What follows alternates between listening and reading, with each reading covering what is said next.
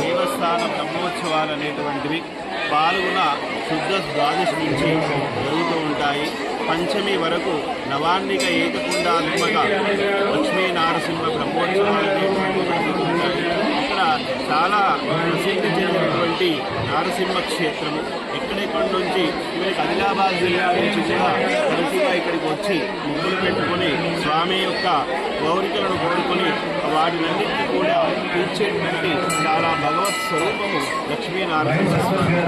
అలాగే కళ్యాణము రోజు నాడు ఆ గరుడ కళ్యాణము సందర్భంగా సంతానము కానటువంటి వారికి కూడా సంతానాన్ని కల్పించేటువంటి చాలా దివ్యమైనటువంటి చాలా చక్కరైనటువంటి స్వరూపం కలిగినటువంటి ఆ భగవత్ స్వరూపము చాలా ఈరోజు లక్ష్మీనారసింహస్వామి రథోత్సవం సందర్భంగా అంగరంగ వైభవంగా గ్రామ ప్రజలందరూ మరియు సర్పంచ్ ఆధ్వర్యం లోపల ప్రతి సంవత్సరం కూడా చాలా చక్కగా కార్యక్రమాలు అనేటువంటివి నిర్వహించుకోవడం జరుగుతుంది.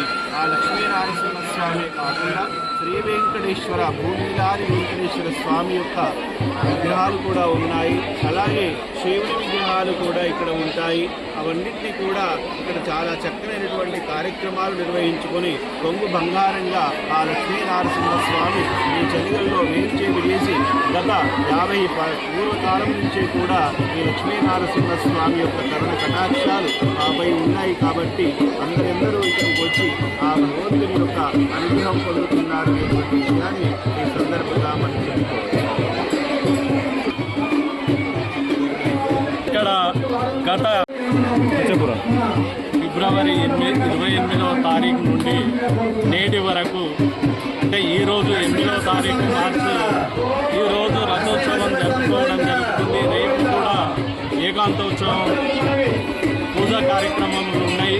మరి ఈ చల్గల్ గ్రామానికి నిజామాబాద్ జిల్లా నుండి ఆదిలాబాద్ జిల్లా నుండి మరి మా చల్గల్ చుట్టూ పక్కన గ్రామాలు ఏదైనా మూరపల్లి, తాటిపల్లి, హస్నాబాద్, చెర్లపల్లి ఈ చుట్టూ గ్రామాల భక్తులందరూ కూడా ఇక్కడికి తరలి రావడం జరిగింది.